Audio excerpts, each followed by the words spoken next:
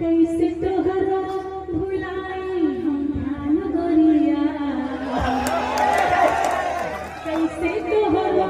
भुलाई हम ध्यान गोरिया, तू तेरा गेलो जीनत आमान,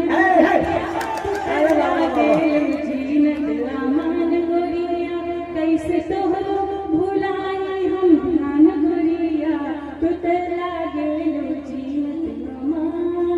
अब किस की चाल रेखा सी है, जुल्फ नागिन सी है, क्या कहने